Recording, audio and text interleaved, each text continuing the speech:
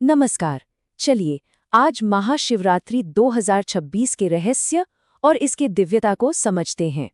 हम इस पवित्र रात के गहरे मतलब, इसके पीछे की प्राचीन कथाओं और उन शक्तिशाली अनुष्ठानों को जानेंगे जो इसे भगवान शिव की आराधना का सबसे महत्वपूर्ण मौका बनाते हैं। तो आगे हम क्या क्या जानने वाले हैं? सबसे पहले महाशिवरात्रि की तारीख और उसका महत्व, फिर उन अद्भुत पौराणिक कथाओं को सुनेंगे जिनसे ये त्योहार बना है। इसके बाद पूजा की तैयारी और रिचुअल्स पर बात करेंगे और आखिर में जानेंगे कि इस रात को जागकर कौन से आध्यात्मिक लाभ मिलते हैं। तो चलिए शुरू करते हैं। सबसे पहले सबसे जरूरी बात, आखिर महाशिवरात्रि 2026 में है कब और क्या वजह है कि इस त्योहार को इतना ज्यादा महत्वपूर्ण माना जाता है। जैसे जैसे ये पवित्र मौका करीब आता है, हर किसी के मन में यही सवाल होता है कि इस साल शिव की ये महान रात्रि कब मनाई जाएगी। तो साल 2026 में महाशिवरात्रि 17 फरवरी मंगलवार को मनाई जाएगी।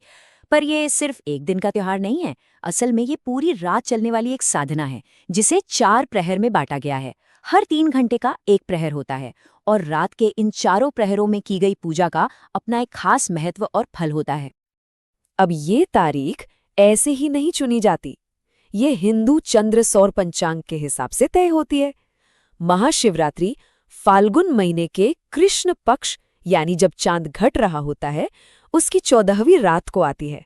ये इसे ज्योतिष के हिसाब से एक बहुत ही शक्तिशाली और आध्यात्मिक ऊर्जा से भरा हुआ समय बना देता है। अच्छा, तो इस रात में व्रत और जागरण का इतना गहरा आध्यात्मिक महत्व क्यों है? देखिए, मान्यता ये है कि इस रात को जो शिव तत्व है वो पृथ्वी के सबसे ज्यादा करीब होता है। सोचिए, इस दिव्य ऊर्जा के इतने पास होने का मतलब क्या है? इसका मतलब है कि इंसान अपने कर्मों और पापों के बंधन से मुक्त हो सकता है, उसकी जो नेक इच्छाएं हैं वो पूरी हो सकती हैं और सबसे बढ़कर उसे मोक्ष का रास्ता मिल सकता है, मतलब जन्म और मृत्यु के इस चक्र से आजादी।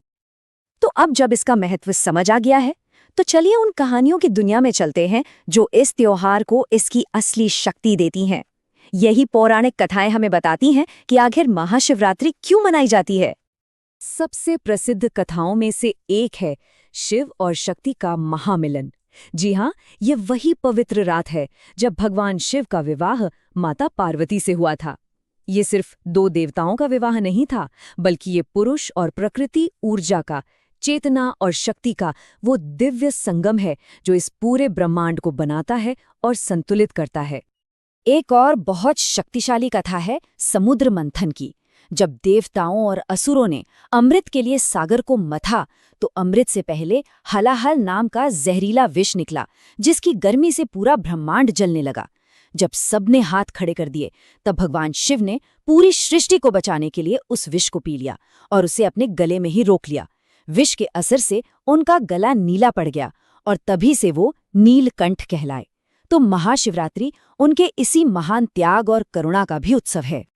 इन शक्तिशाली कथाओं से प्रेरणा लेकर चलिए अब पूजा के प्रैक्टिकल एस्पेक्ट्स पर ध्यान देते हैं।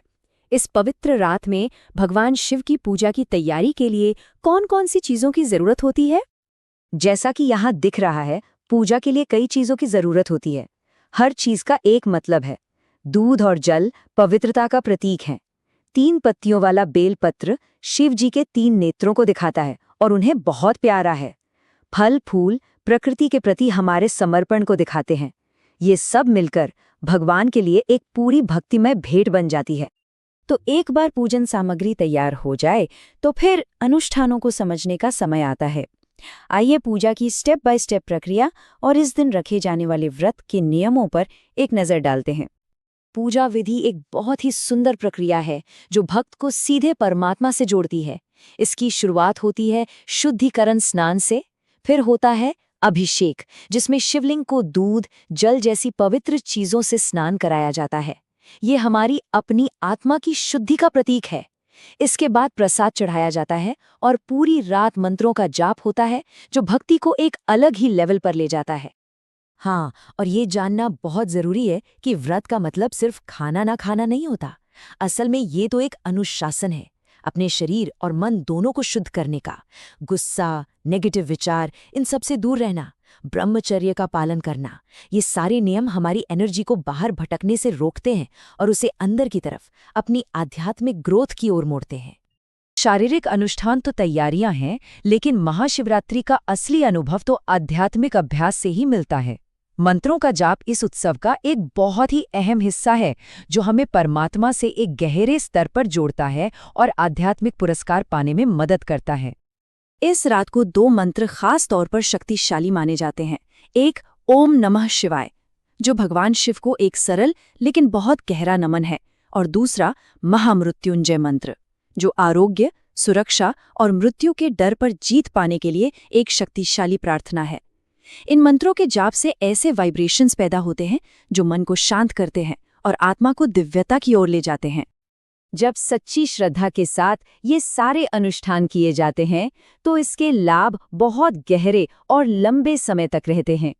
भक्तों का मानना है कि इससे जीवन की रुकावटें दूर हो सकती हैं, स्वास्थ्य और धन संपत्ति में सुधार हो सकता है, और सबसे जरूरी, भगवान शिव की असीम कृपा प्राप्त हो सकती है।